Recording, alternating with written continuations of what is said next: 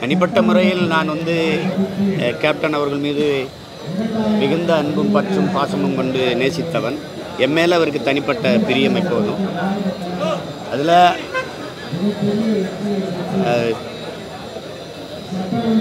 தவசி படத்திற்கு நான் தான் உரையாடல் எழுதினேன். அதில் அப்போ அவர் மேலே இருந்த அதீத பிரியத்தினால தான் நான் அந்த துளசி வாசம் மாறினாலும் மாறும், தவசி வார்த்தை மாற மாட்டார்னு அந்த வசனத்தை நான் எழுதினேன். அப்போ புயல் அடித்து கூட பொழைச்சவன் இருக்கான், அந்த பூவதி அடித்து பொழைச்சவன் இல்லைன்னு சொல்லிட்டு எழுதுனது நான் தான். இப்போ அண்ணன் நாசர் கேப்டன் அவர்கள்ட்ட தவசி நீ என்ன வேணும்னே அவமானப்படுத்துகிற அப்படின்னு. இல்லை, நீ வேணாம் தாண்டா அவமானப்படுத்துகிறேங்கிறதுல அந்த பாட்டு வரி எல்லாருக்கும் அமைஞ்சிருது. இப்போ நீங்கள் ஒருத்தருக்கு எழுதுனா மிகையாக தெரியும். இப்போ இது ரொம்ப நம்ம சொல்ல ரொம்ப ஓவரா அப்படின்னு.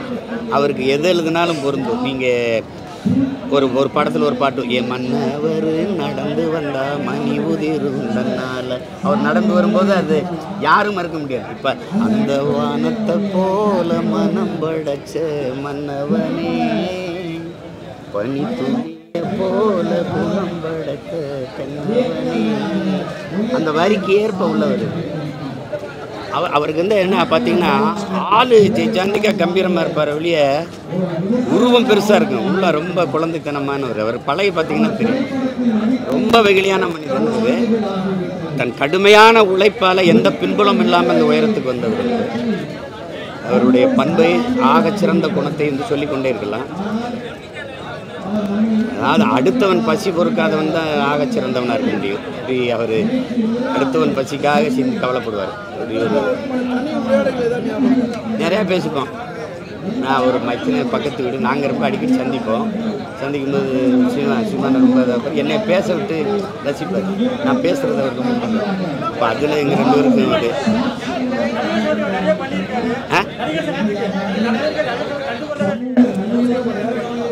யாரை தான் அவங்க கண்டிருக்கிறாங்க.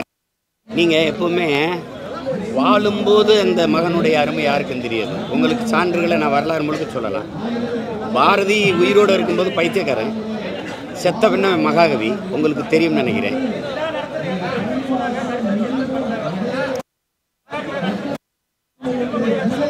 கேப்டனுக்கு நீங்களோ நானோ பாராட்டம் நடத்தணுங்கிறது இல்லை. எங்கிருந்தோ கண்ணுக்கு தெரியாத தொலைதூரத்திலிருந்து இத்தனை லட்சக்கணக்கான மக்கள் அவருடைய இறுதி பயணத்திற்கு நிற்கிறாங்கன்னா, இதை விட உலகத்தில் அவருக்கு சிறந்த பாராட்டை நீங்கள் வழங்கிட முடியாது.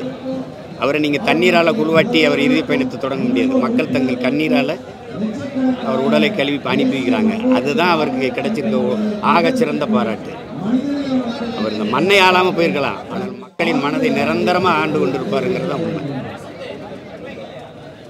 நன்றி. அறிஞர் கலைஞர் அவர்களால் புரட்சி கலைஞர் என்று பாராட்டப்பட்டவர். மக்கள் அனைவரும் அன்புடன் கேப்டன் என்று அழைக்கப்படக்கூடிய அன்பிற்கினிய அண்ணன் விஜயகாந்த் அவர்கள் நம்மை விட்டு பிரிந்த மிகவும் வேதனையும் துயரத்தையும் தரக்கூடிய நிகழ்வாக அமைந்துவிட்டது. அவர் நேற்று நம்மை விட்டு பிரிந்த பிறகு சென்னை மக்கள் வெள்ளத்தால் திணறிக் கொண்டிருக்கின்றது. வாழும் காலத்திலே மக்களுக்கு சிறந்த முறையில் சேவைகளை ஆற்றியதற்கு அத்தாட்சியாக இன்று லட்சக்கணக்கான மக்கள் அவரை இறுதியாக பார்ப்பதற்காக அலையலையாக வந்து கொண்டிருக்கிறார்கள். ஒரு சிறந்த தலைவன் தன்னை போன்று மற்றவர்களையும் தூக்கி மேலே கொண்டு வருவார். அதே போல திரைப்பட பயிலகத்தில் படித்து வந்தவர்களை எல்லாம் இயக்குநர்களாக மேலே தூக்கியவர் கேப்டன் விஜயகாந்த் அவர்கள். கட்சி ஆரம்பித்த சில ஆண்டுகளுக்குள்ளாகவே தனியாக சட்டமன்றத்திற்கு தேர்ந்தெடுக்கப்பட்டார். பிறகு 2011 தேசிய முற்போக்கு திராவிட கழகம் மிகப்பெரிய வெற்றியை பெற்று தமிழ்நாடு சட்டமன்றத்தினுடைய எதிர்க்கட்சி தலைவராக கேப்டன் விஜயகாந்த் அவர்கள் ஏற்றம் பெற்றது ஒரு சிறப்பான ஒரு சாதனையாக இருக்கின்றது. அவருடன் சேர்ந்து சட்டமன்றத்தில் அந்த காலத்தில் பணியாற்றிய நினைவலைகள் என்னுடைய மனங்களிலே வந்து கொண்டு செல்கிறது. சபாநாயகர் அலுவலகத்தில் பல்வேறு குழுக்களுடைய கூட்டத்தில் அவருடன் பங்கு கொண்டிருக்கின்றேன். மிகுந்த தன்னடக்கத்துடன் அனைவர்களுடைய கருத்தையும் வாங்கிக் கொள்ளக்கூடிய அளவுக்கு மனப்பக்குவம் அடைந்தவராக கேப்டன் விஜயகாந்த் அவர்கள் அமைந்தார்கள். டிசம்பர் 6, 1992 பாபரி பள்ளிவாசல் இடித்த போது அதை மிகப்பெரிய அளவிலே கண்டனம் செய்தவர் மட்டுமல்ல, இடிக்கப்பட்ட இடத்திலே மீண்டும் பள்ளிவாசல் எழுப்பப்பட வேண்டும் என்று வெளிப்படையாகவே அறிவித்தவர் கேப்டன் விஜயகாந்த் என்பதை இந்த நேரத்தில் நான் நினைவுபடுத்த விரும்புகின்றேன். தமிழ்நாடு ஒரு சிறந்த நடிகரை மட்டுமல்ல, ஒரு சிறந்த மனிதநேய பண்பாடுகளை ஒரு தலைவரையும் இழந்துவிட்டது. கேப்டன் விஜயகாந்த் அவர்களை இழந்து வாடக்கூடிய அவர்களுடைய குடும்பத்தினர்களுக்கும் உறவினர்களுக்கும் தேமுதிக தொண்டர்களுக்கும் மனிதநேய மக்கள் கட்சியின் சார்பாக என்னுடைய ஆழ்ந்த இரங்கலை தெரிவித்துக் கொள்கிறேன். தமிழக ரசிகர் நெஞ்சங்களே,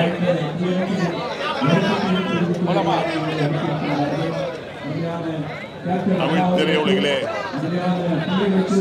ஒரு மிகச்சிறந்த இடத்தை பெற்றிருந்தவர், இந்திய திரைத்துறையிலே முக்கிய பங்கு, தென்னிந்திய நடிகர் சங்கத்திற்கு உறுதுணையாக இருந்தவர், ஒரு மிகப்பெரிய அளவிலே ஒரு அரசியல் இயக்கத்தை உருவாக்கி அதை கட்டிக்காத்தவர் என்ற வகையில் இன்றைக்கு அவர் நம்மிடமே இருந்து மறைந்திருக்கிறார். அவருடைய புகழ் அரசியல் மற்றும் திரையுலகிலும் என்றும் நிலைத்திருக்கும். இன்றைக்கு தமிழக அரசின் சார்பிலே எங்களுடைய தலைவர் தளபதி அவர்கள் அவருடைய நல்லடக்கத்திற்கு முழு மரியாதையுடன் நல்லடக்கம் செய்யப்படும் என்று அறிவித்திருக்கிறார்கள். அதே போல அவருடைய ரசிகர்களும் தேசிய முற்போக்கு திராவிட கழகத்தின் தொண்டர்களும் அவருடைய பூத உடலை தரிசிப்பதற்கு மிக பிரம்மாண்டமான அளவில் இந்த ஏற்பாடுகளை செய்து வந்திருக்கிறார்கள். இதையெல்லாம் அவருடைய குடும்பத்தினர் சொல்லி இன்றைக்கு தமிழக முதல்வருக்கு நன்றி தெரிவித்திருக்கிறார்கள். நாங்களும் எங்கள் நன்றியை தெரிவித்துக் கொள்கிறோம். திரையுலகிலும் அரசியல் உலகிலும் புரட்சி கலைஞருடைய புகழ் நிலைத்து நிற்க வேண்டும் என்று கூறி விடைபெறுகிறேன். நன்றி.